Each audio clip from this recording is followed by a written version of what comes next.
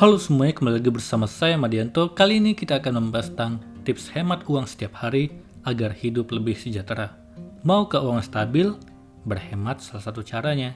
Hemat dalam menggunakan uang belanja atau bulanan agar hidup tenang dan bahagia.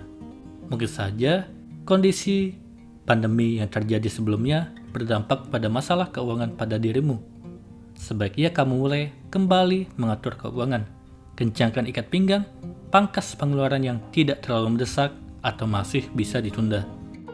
Kalau kamu dapat menyiasati penghematan ini, keuangan dijamin aman tanpa menyiksa diri, karena kamu tetap dapat memenuhi kebutuhan hidup.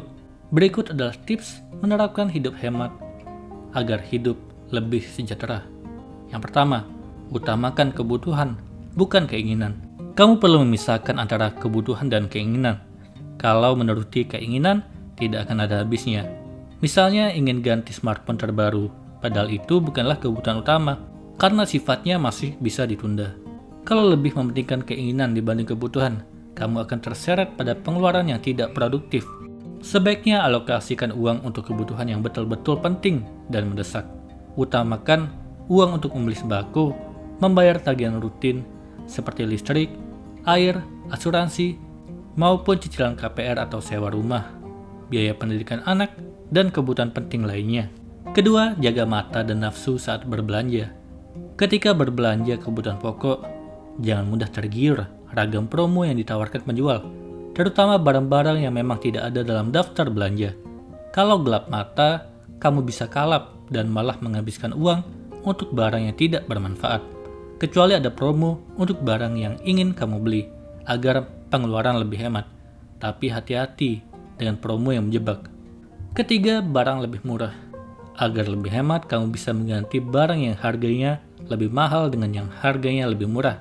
Misalnya kamu biasa membeli gula pasir merek A yang harganya 17.000 sekilo, sedangkan gula pasir merek B sebesar 15.000 sekilo. Maka kamu bisa menggantinya dengan beli gula pasir merek B. Keempat, kurangi kebiasaan buka situs belanja online. Dewasa ini, banyak toko online bermunculan. Tinggal buka dari ponsel, pilih barang, bayar, belanja jadi lebih mudah. Ini yang bisa bikin kamu hilap. Apalagi harganya jauh lebih murah dibanding beli barang di toko offline.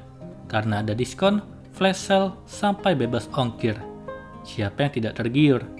Ingat, kalau kamu mau berhemat, kurangi kebiasaan membuka situs-situs belanja online. Dengan begitu, kamu dapat terhindar dari pengeluaran yang tidak diinginkan. Kalau belanja ini itu, pengeluaran akan membengkak. Kelima, sisihkan uang untuk tabungan, dana darurat, dan investasi. Berhemat bukan berarti mengabaikan tabungan, dana darurat, dan investasi. Kamu tetap harus menyisihkan uang untuk ketiganya. Masing-masing sisihkan 10% dari penghasilan. Lebih besar, lebih baik. Tabungan dan investasi sangat penting untuk masa depan keuangan.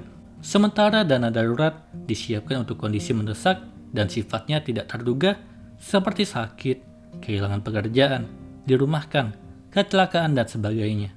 Keenam, hidup sederhana dan minimalis. Hemat bukan pelit. Berhemat berarti kamu harus menerapkan hidup sederhana dan juga hidup minimalis. Tidak menghamburkan uang, boros, hidup bermewah-mewah. Meski kamu punya gaji atau penghasilan yang besar, gunakan uangmu untuk hal-hal yang bermanfaat. Dengan sikap sederhana, peluang untuk menambah aset terbuka lebar.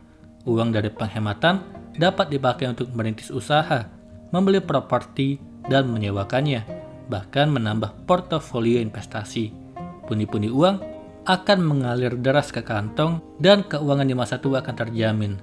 Sebaiknya, hal ini langsung dieksekusi, jangan ditunda. Hidup boros tidak ada artinya. Kalau kamu sudah punya rencana berhemat, langsung saja eksekusi. Jangan ditunda lagi. Kalau sudah dijalankan, mungkin akan terasa berat di awal, tapi lama-lama akan terbiasa dan menikmati hasilnya dalam jangka panjang.